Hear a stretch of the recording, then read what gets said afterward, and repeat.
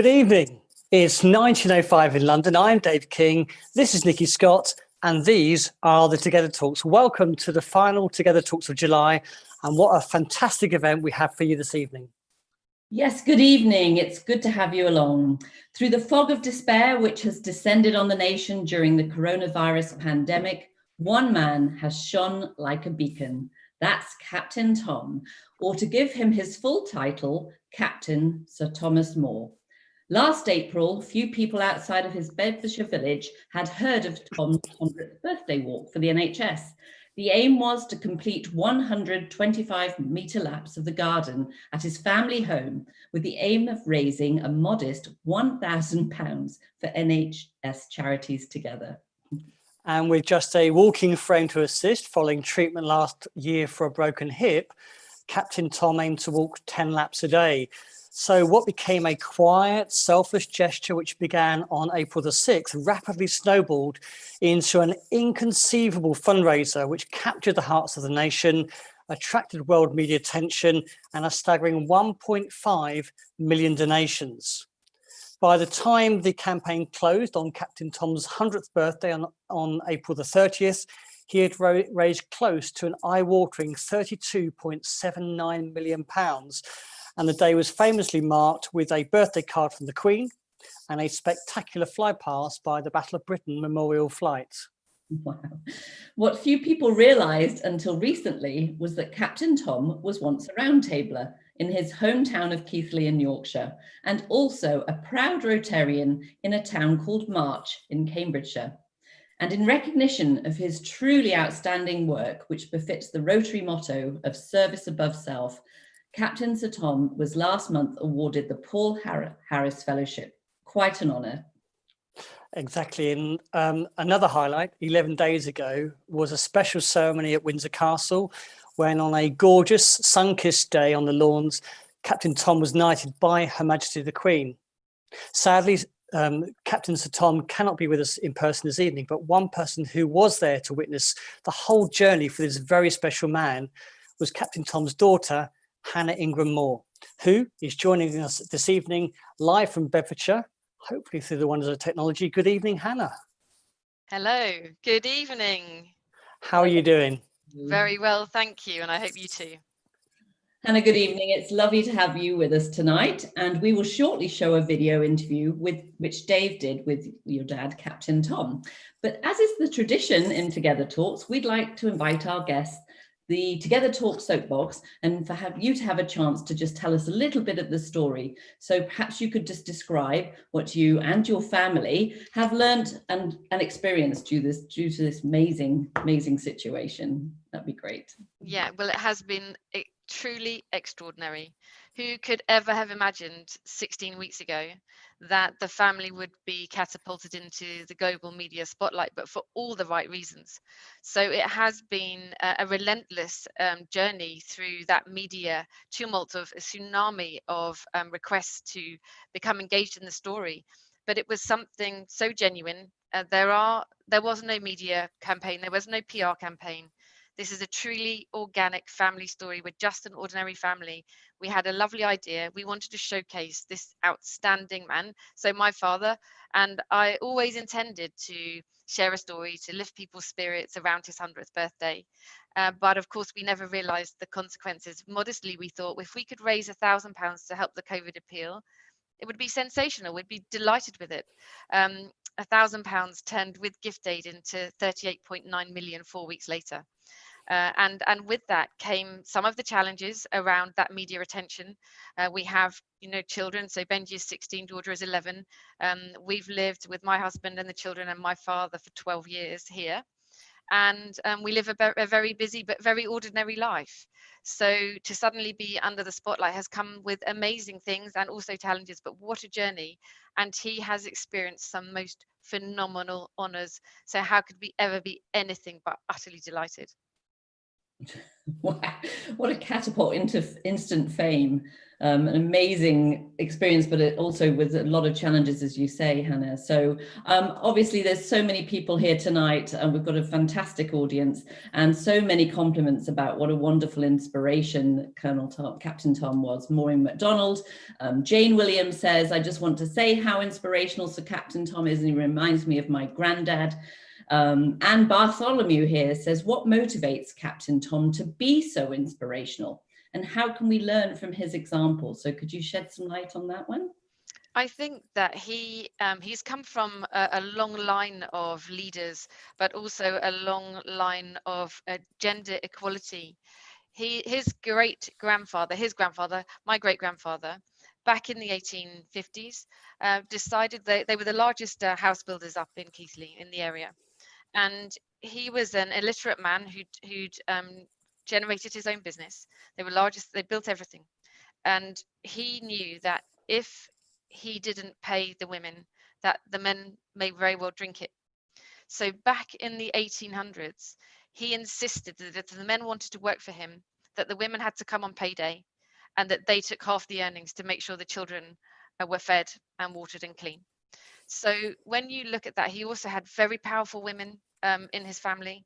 So he has come from, and this is one of the amazing things I've learned. So I've in my work often been the only female senior executive in many a board over the years, and felt passionately about equality, not just for gender, but equality for everybody. And it's through this journey that I've taken with him that I've realized that inspiration, that inspirational way of being, comes through generations of ours. He's inspired by the generations before, and he's inspired by creating legacy and doing the right thing and showing people, if you do the right thing and you behave well and you invest in people, you just get magic back. That's fantastic. What a man of vision so early on. That's fantastic. Yeah. Anne Holden has said, Captain Tom, so perhaps you could answer on his behalf, Hannah, you've seen so many extraordinary acts of kindness in your long life, excluding the response to your recent walk. What do you think are some of the acts of kindness that moved your father then? Well, I think that some of the greatest acts of kindness were around, he would say, around my mother's illness. She became very ill over a period of time, and the people that looked after her, he would say, were the kindest, most genuine people that you could ever imagine to meet.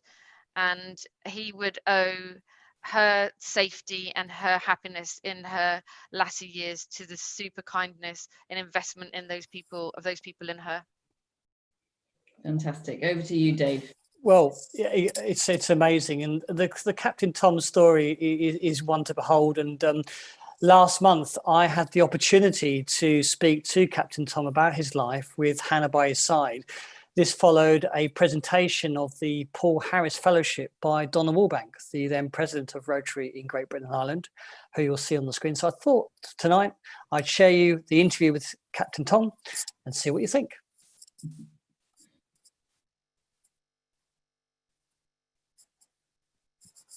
Captain Sir Tom, good morning to you. Thank you for your time. Good morning. Good morning. These sort of awards are becoming commonplace for you now. You're a bit of a natural. How do you feel about? These awards are becoming commonplace for you now. Yeah. You're a bit of a natural, you said. I've had quite a few, for which I'm definitely honoured. But there's so many. I think I might be rather tiresome reading through them all. So I have received quite a few honours, and I am absolutely thrilled that I have had so many, and the one that I got from you is certainly a star amongst them all. Oh, that's terrific. So, Tom, you may not know that Rotary has been around for 105 years. 120. Yeah, 120 years, 150 years. We'll get it right one way. Since 1905. So, I wanted to ask you: has Rotary touched your life in any way during the last 100 years? So the Rotary Club's been around since 1905, and has it Rotary ever touched your life in your 100 years? Yes, it certainly has. I mean, let us go back to the late 1940s when I was a member of the Round Table in Keighley, and we were a very active unit then, and for a time I was chairman of the Keithley branch of the Round Table, and we established, well, and I believe it's still going, a unit for disabled and people who are in difficulties.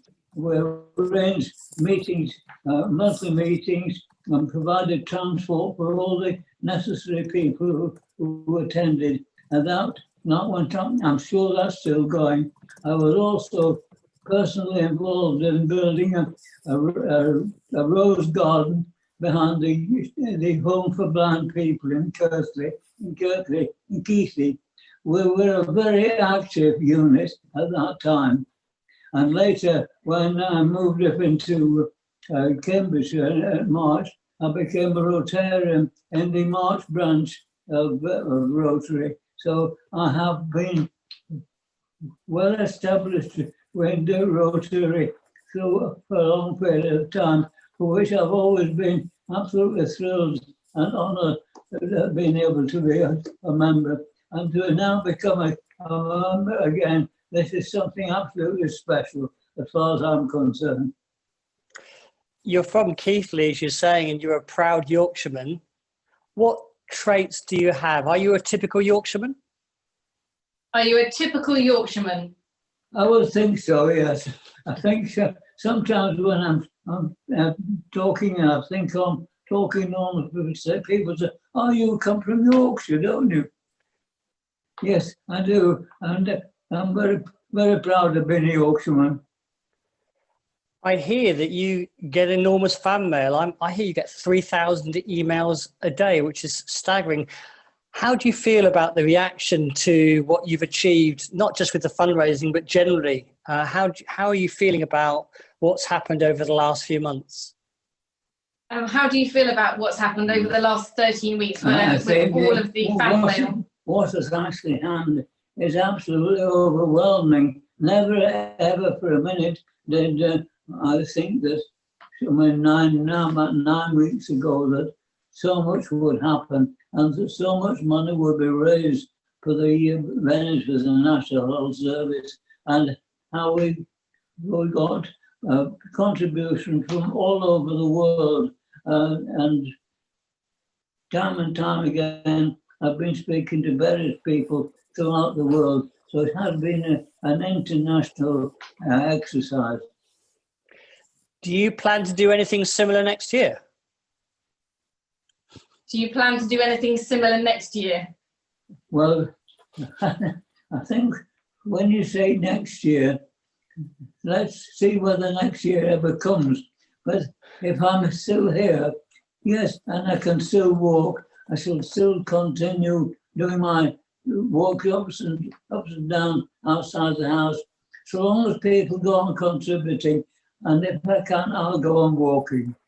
And we should say that Captain Tom has set up his own foundation. So now exists the Captain Tom Foundation, inspiring hope where it's needed most, supporting those people in hospices, those who are bereaved, and those who are combating loneliness. So life hasn't stopped for Captain Tom. He continues to really reach out to all of those people who need some hope in their lives. If I could ask just one last question, and it would be this: if Captain Tom could pass on one lesson that he's learnt during his life to the current generation, what would it be?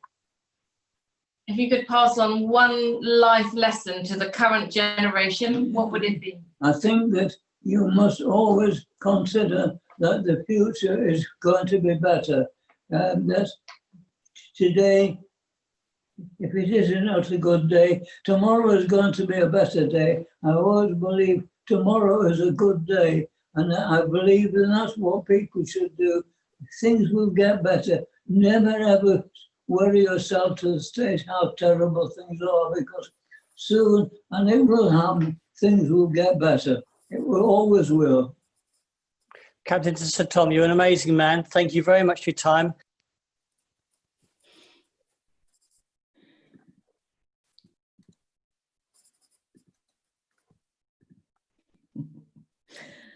Wow, what a lovely interview. Hannah, your father is a true gem, that's for sure. Tell me, is it true that for many of these interviews you used a music stand and a mobile phone with a piece of blue tack as your recording studio? Yes, let me tell you that we only moved to blue tack by about interview 300. We, in the very first interview, when we were going live, that is, so we'd done several radio interviews, and Anglia TV had come to the house. But at the point that BBC Breakfast invited us to go live, it was the first time we'd ever done that. And one would think, one would hope, and that someone would say, this is how it works. But there is this modicum of assumption that that we would know how it works, and to a degree, so it's not too difficult. You log into the Zoom call or the FaceTime and or whatever it is. But what they don't tell you is that you don't see anything. So simply on the screen, it's blank. There might be a holding logo, but it's blank, and you see just a small window of yourself. So then imagine that when I say to Benji, who's 16, Benji, I need somewhere to prop up the phone. It needs to be up here, and Grandpa needs to sit. He goes, oh, well, when I record myself playing football, Mum, I use the music stand, my music stand from when I played recorder at school. And we put that up with my phone, and typically, here's what they say: can you tip it down a bit more? Could you? And to the point that it would fall off. So eventually we migrated to blue tack. But at the very beginning, simply a son, a techie son, me, my father, a music stand, and an iPhone. Fantastic. It's sort of an amazing circus, really. And we were just talking off air beforehand about what it's been like being in the media, in the middle of this media blitz. Can you just sort of describe how you've managed to step up to it? And I know you use the word resilience here. What's it been like for you and the family? It's really quite hard to describe. We started off with that first TV interview with no knowledge. And I think we joked before when they said, Hannah, you've got 3 minutes to live. We panicked. 3 minutes? What do we need to do in 3 minutes? Because they do a sound check and then they do a video check. So you go from studio to studio whilst they check everything is fine. And of course, add this in, that the reason I'm sitting there is not for any vanity reason, and not to chase fame, but only entirely because I know he can't hear. So I sat to the side in the very first interview to really see if he would be able to hear the presenters or not. But you add in the challenge that he can't even see them. So he can't even remotely watch expressions or lips, not that he lip reads, but he uses his hearing aids and faces. We all do, don't we? We latch onto people's faces. We can read expressions. You'll see nothing. So we went on this journey of speed, understanding how best to manage this media, because everything, we're now on interview something like 450, 60, of which 80% of them have been live around the world. So we tend to educate the people who are presenting now, because we can tell them how it works and how to get the best out of us. So the journey, though, was remarkable, because we said we'd raise £1,000. Within 24 hours, we'd raised £2,000. We thought, wow, this is amazing. Anglia TV is now interested. This could do something significant. So we stood in the garden with Anglia TV and I said to them, look, we said we'd raise 1,000. We've done it. Do you think, this is about the 7th of April, do you think we could raise £5,000 by the end of the month? And we all, the crew, stood there, and everyone sort of straightened their chins and went, oh, I don't know, no one's got any money. So I said, well, let's throw it out as a stretch goal. Remember, we're using Just Giving as our platform, and we'd pushed out a very small press release to the local media, just to say, look at this amazing man who's walking and raising some money. So we now catapult into BBC Breakfast. And then on Saturday, we do 6 minutes live with my father walking and me talking to Rita Chakrabarti before the coronavirus update. We think no one's going to watch it. Everyone's barbecuing. It went out to BBC World. Everyone saw it. We then went 1.5 minutes on Michael Ball on the Sunday, back on BBC Breakfast on the Monday, on Good Morning Britain on the Tuesday, back on Good Morning Britain again on the Wednesday. And by this time, the phones were ringing off the hook. the emails were coming in, and it was our business that was sustaining that. So of course we were in the middle, in the 2 weeks into lockdown, our business had taken a hammering just like everybody else's. So we had some capacity with staff, but not many. We were really, everyone was home working. It was 5 of us around the kitchen table. Well, not my father, the 4 of us around the kitchen table, handling the cloud server we have. Cloud servers, if you know anything about them, they're huge. They can take capacity. The capacity wasn't the problem.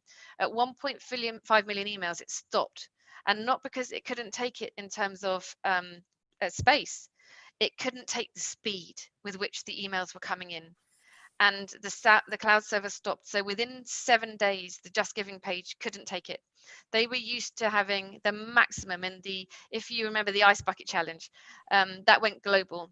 They were used to 10,000 people trying to donate at the same time. We had 90,000 people trying to donate at any one time. They went to Google and Amazon to try and understand how they could increase traffic, because we kept breaking Just Giving. So the backstory to that, of course, because what the public saw was the 20%, which was what the media showed. What no one could see was that we were now dealing with the world's media wanting to interview Tom, to come and talk to the family. So drones went up above our house, helicopters went up, lenses came through all the fences. They put poles up high with their cameras on top to come over the wall. They parked outside the gates. They trawled us wherever we were going, even out to get the paper. And we were new to that. We're educated business people, but who could ever imagine or school you to deal with that overnight? It simply was within the space of about 7 days. So we have what we call CNN Gate that happened in our house. CNN Gate was when Tom and I had done about 12 interviews back to back since early morning, and I knew he couldn't sustain it. I couldn't sustain it. And my husband came sort of bowling down the corridor and said, "You missed CNN." And I don't cry a lot. It's not in our family. If you see my father, there's a lot of resilience in our family, and an awful lot of buck your ideas up and get on with it. But at that point, my husband and I hadn't really slept for about 7 days. Not really. We catnapped as we were dealing with this global onslaught. And at that point, he's a chartered accountant, and so he wrote a spreadsheet, because that would fix it. She cries, I write a spreadsheet. And so he did, and he created an incredible media schedule, and we got some order, but it was hard to get order, because how does anyone teach you to deal with it? Our email boxes were bursting, our social media went crazy. People were already setting up spoof sites to try and earn money for themselves over here, whilst we picked up a tiny bit of hate because I'd gone on one of the lives with my Matrix shirt on, what did I know, unintentionally, that people would say, "Aha, that's it, she's been media trained, that's why it's so successful, and her company's she's really doing it to take all the money for the company, the family's taking all the money." So on the side, we're dealing with 5% of noisy hate and 95% of love and generosity and wonderfulness, as well as the volume of the world looking. We ended with 100 people from 163 countries donated. There are 195. So virtually every country in the entire world watched. And that is what a family of 5 continues to deal with. But how can we ever feel churlish? We were given both a gift and a responsibility. And that is what we are doing. Margaret Gilroy-Smith asked this question, Hannah: was there at any stage that you thought perhaps this was too big a challenge, that maybe your father might not complete the 100 laps of the house? Well, we never thought he would not complete the 100. Not a question about that, because he was determined, absolutely determined. I think the question came when he came into the kitchen, probably in the second week, where we thought every day we might get hold of it, and every day it got bigger and we lost more control of it. And he came in and said, "You can't keep working like this. Can you make it stop?" And I said, "No, we can't make it stop. We have to gain control and manage it." but we can't make it stop. So did we ever fear failure? No, we didn't, because we believed in ourselves. We went shoulder to shoulder as a family. We locked horns together and said, we can do this, and we will do it, and we will find it in ourselves to do it, because it's all for something so magnificent. So everyone's looking to, failure was not an option.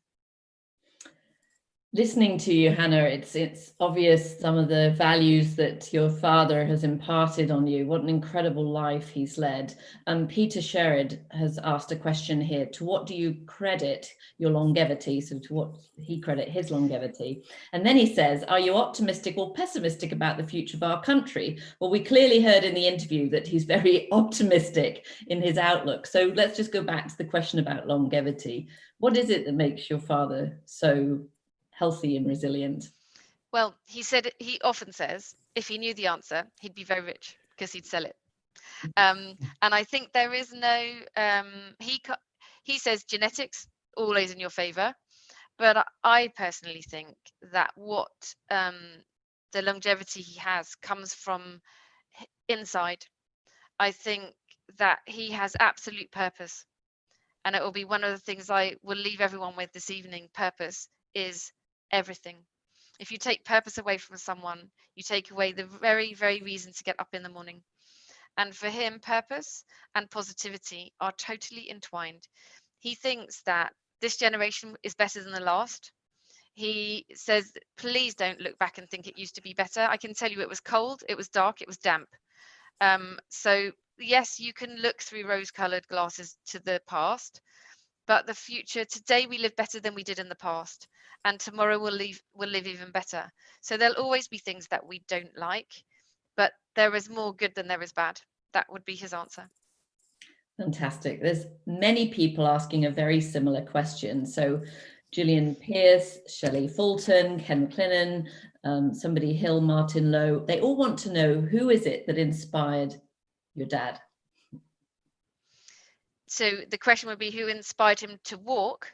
Would that be the final today, or who inspired him in his life? I mean, you know. Okay. So who's inspired him in his life? It would absolutely 100% be his mother, and his uncle, his father, and his grandfather. They were and his granny. Honestly, powerful women, powerful men, strong women. They were his absolute inspiration.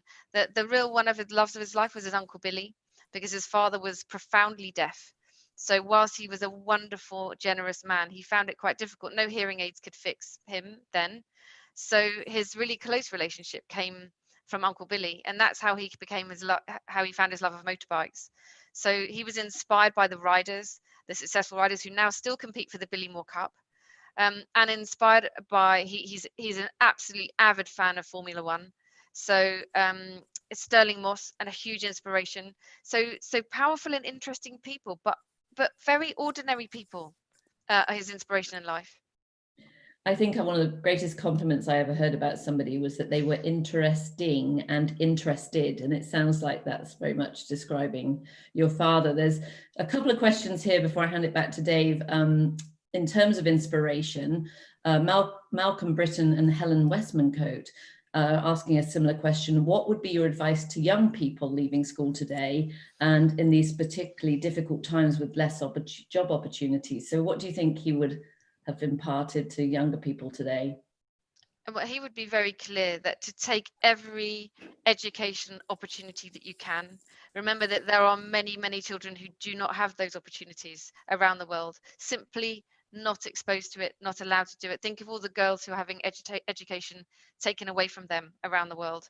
So he would say, think of what you have got, not what you haven't got. Look at all the skills that you do have and think of where you can best place them in society. Take yourself and your skills and your resilience and go out into society and do the very best you can with what you've got. But take small steps, just small steps can achieve amazing things. So believe in what you have got, not what you haven't got. What a wonderful literal example of his mission in life. Yes. Dave. Anna, you mentioned earlier about the money that your dad's raised. 32. I haven't figured the gift aid. It makes it 38, which is wow, 38.9. staggering. That's amazing. So NHS, the questions from Janet Pierce, Bronwyn Philpott, and Robert Burridge is along the same lines. Do you know where that money is going? So to be really clear, in those early days when we picked a COVID charity, because we were raising £1,000, remember, we picked NHS Charities Together because they had a COVID-19 appeal. So that is where the money has gone. It has gone to them. As a donor to them, so because we were raising money on behalf of, we don't de facto have a right to know exactly where it's gone. However, of course, we're extremely interested and we feel that we have a responsibility to have knowledge of where it's gone. So I've done a lot of asking and investigating. And you know what are some of the lovely, lovely things that have happened as I've asked and tried to find out where it's really gone, because it's an enormous amount of money. I'll tell you a story, and this hopefully will help. There was one day I was in the office with one of my colleagues, and I could see on the camera that there was an ambulance at the gate. So I asked one of them to run down and check if they were okay, because often they hold nearby, waiting to go on their next shout. So I said, go down and check if they're okay. They probably need to have a top up of tea, and if they want, come up if they're waiting, and we might even get Captain Tom out. And they did come up, and we did get Captain Tom out, and he engaged with the paramedics. We had the most wonderful chat, and what they said is they'd had new boots and new kit, and their ambulance had new kit because of the money raised. I then went on to another a forum where I talked to 50 people from the NHS, a little bit of a behind the scenes look of what the story was all about. And every single one of them said they'd been impacted by the money that had been raised. It's bought beds for doctors and nurses who were tired and couldn't go home because of COVID. They couldn't take it home. So it's like sleeping pods for them to go into. It's put Wi-Fi into wards and given people iPads where they couldn't go home. So maybe they were dying, right? They couldn't see their loved ones, but it allowed them access to their families. I mean, it makes the hair stand up on the back of your neck, doesn't it? It's just that this money has impacted at the deepest causes of exactly where we wanted it to go. We don't have control, but we can tell you that we're invested in finding out. And what it's also done, Hannah, it's also inspired other similar fundraising activities. Paul Hickson points out that a 5-year-old double amputee called Tony Hudgell raised his own £1 million for the Evelina Hospital, which is just fantastic. And you must have seen other stories like that, which again puts hairs on the back of your neck when you see, this great good of humanity. Well, just simply through the Just Giving site, we know that about another 4 or 5 million was raised on top purely by those inspired by Captain Tom. And remember that we've been exposed to people around the world. We did a recording for a Brazilian TV network, and you go, Brazil? Why Brazil? Because everybody wants to know, but it's that they are really suffering with COVID, really suffering. You may have seen it on the news, and they came to us, and in fact, we have about, personally, I get about 1,000, 2,000 emails a day. So I really filter what I see. And this one popped out, and in fact Benji was looking over my shoulder and he said, "Oh, delete it, mum, you're inundated, give yourself a break." And I said, I don't know, I'm just curious about this one. And so I connected with them, very rushed. They came around with a crew.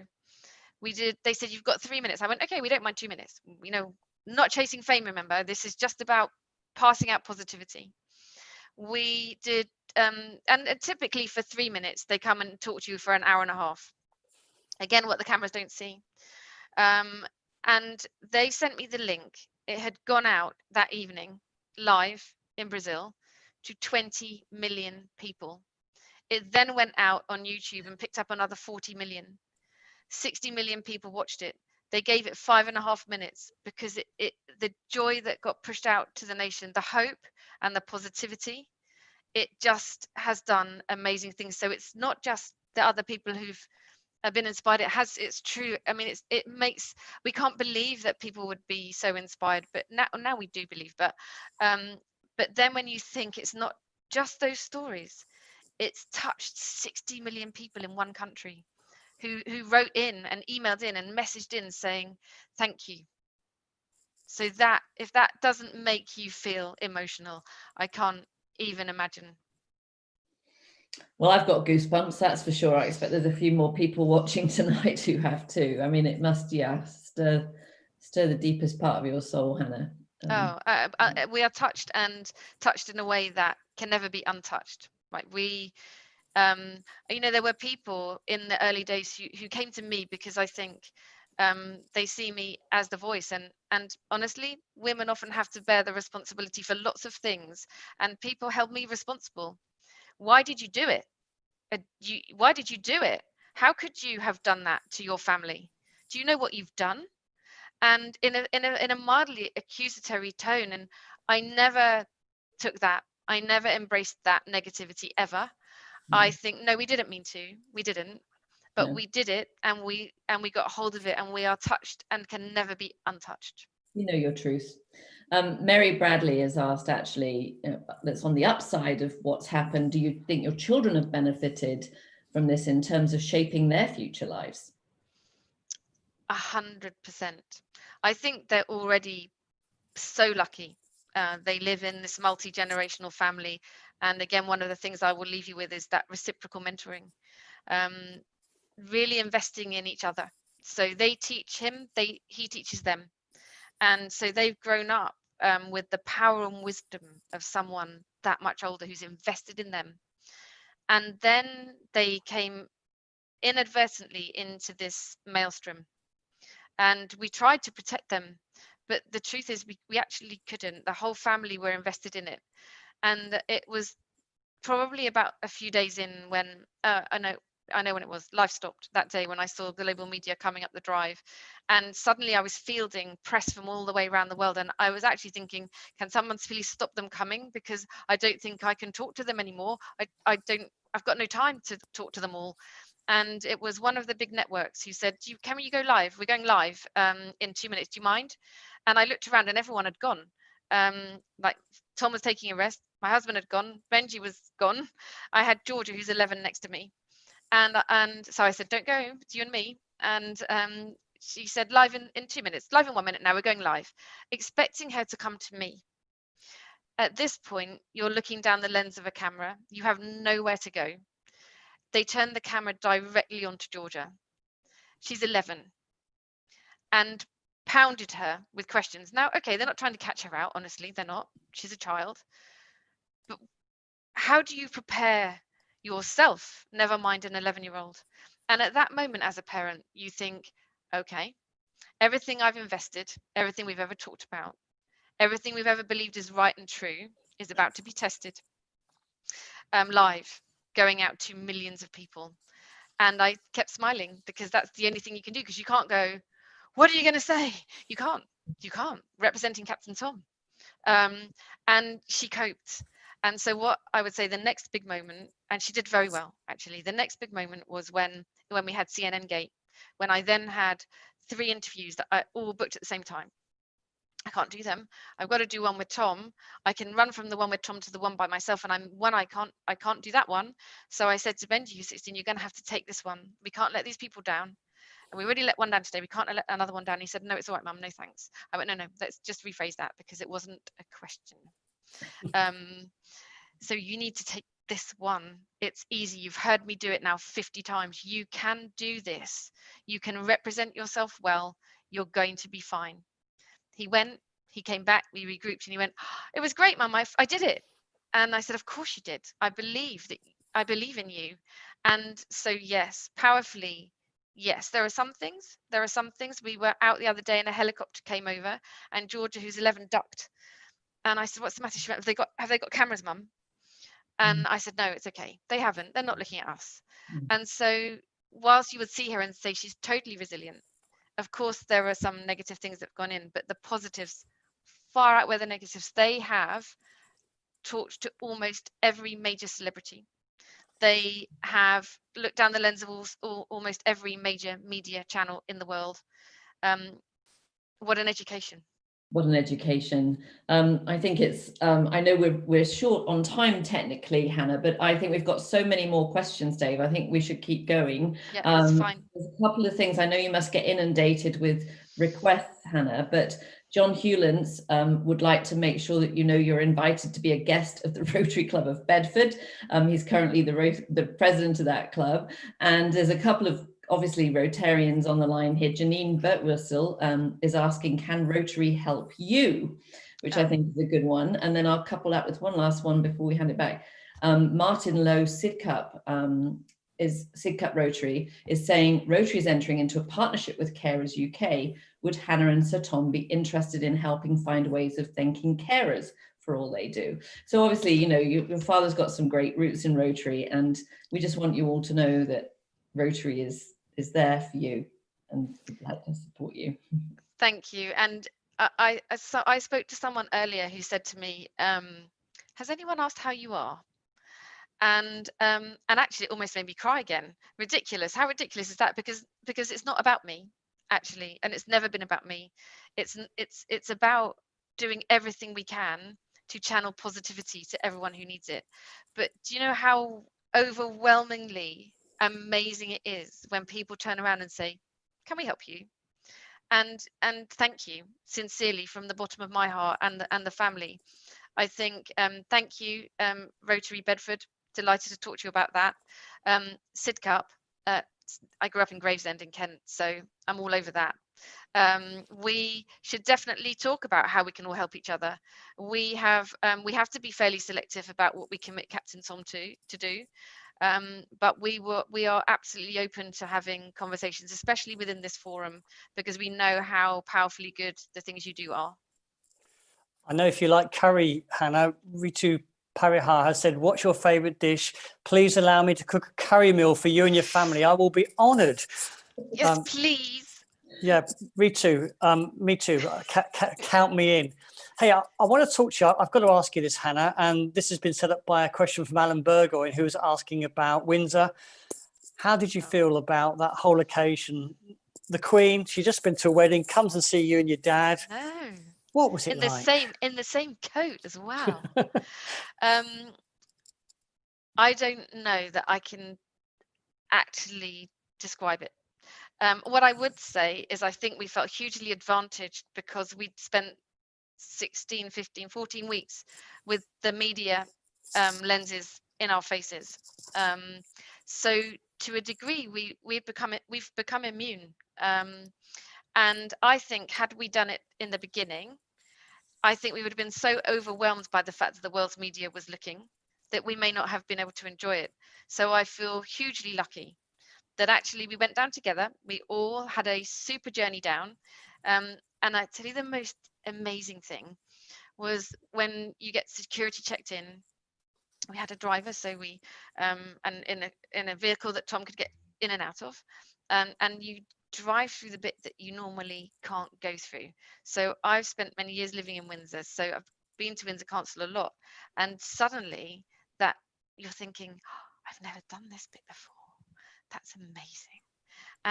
And the children too, because they've been around, they just couldn't believe it. And then of course the world's press was there, but not allowed to take photos at this point. And then you are taken into a lovely little room. And I won't talk about this for too long because I could talk about it for a long time, but quietly they came up to me and said, can your father kneel? I said, look, he'd love to, but he simply can't. And so they have a kneeling stool out in front of just where the Queen would be, and a test run one inside. So I said, oh no, so sorry, can't do that. Before I'd even looked around, they'd both gone. It was like going into magic land. The efficiency was just supreme. And then we were given lovely, beautiful royal apple juice, which did taste like the best apple juice we've ever tasted.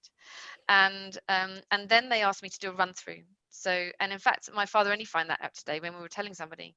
So I did in 29 degrees in full regalia, walk out and paced it the whole route out. Looked at how he was going to get his walker over.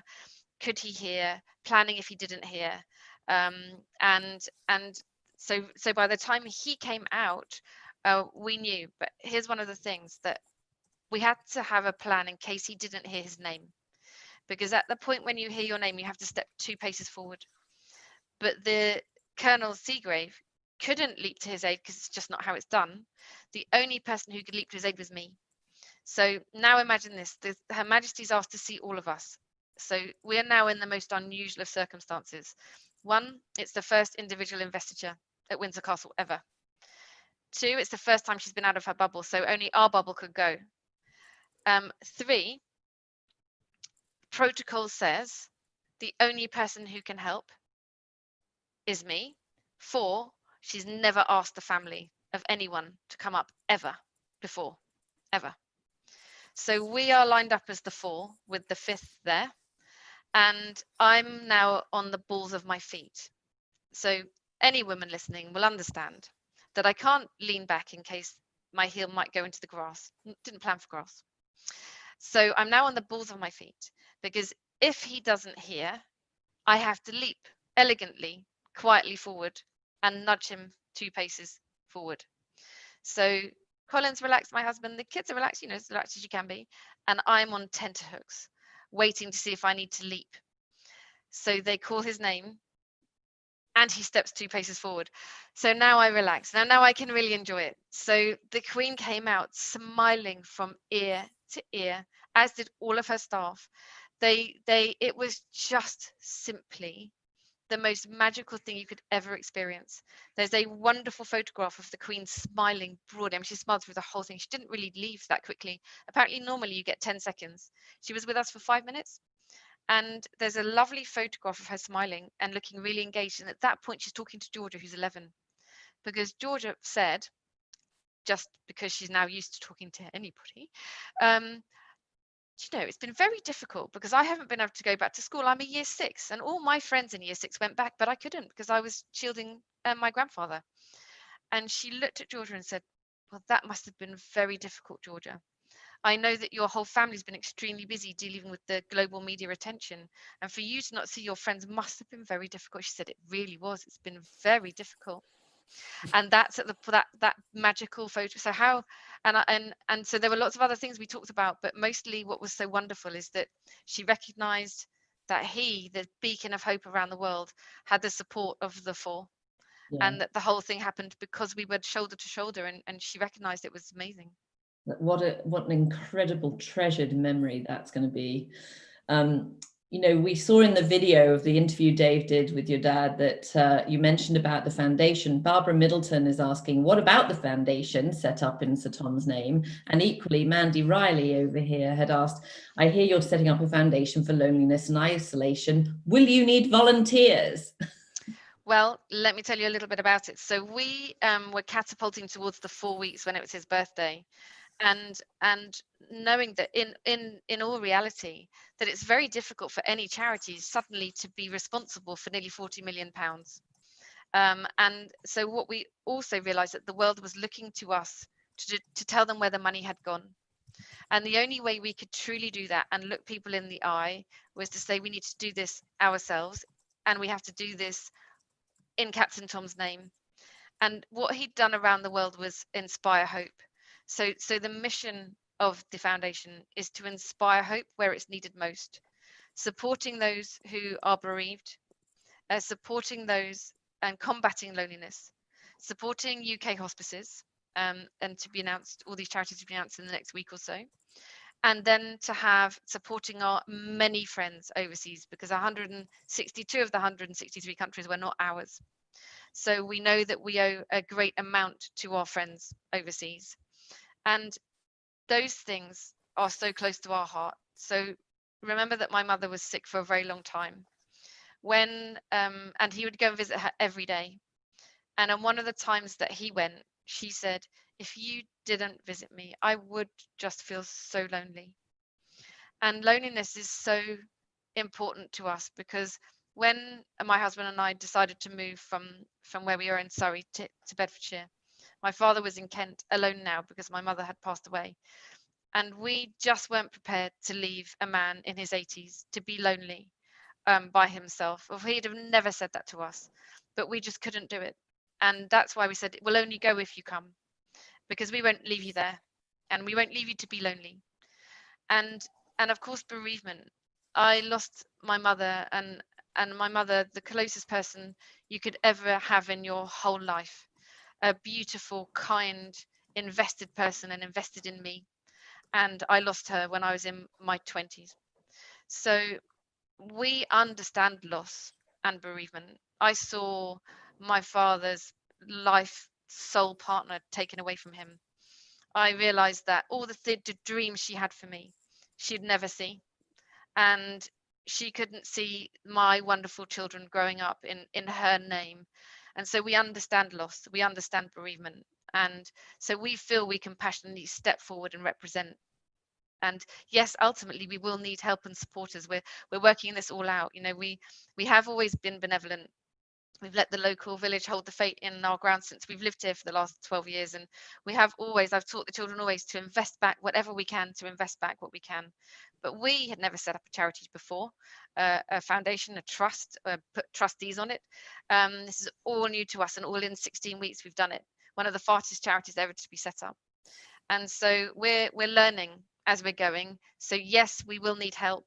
We need people to be kind with us and understanding that we're new. But for sure, it all comes from a very close place to us, deep within our souls.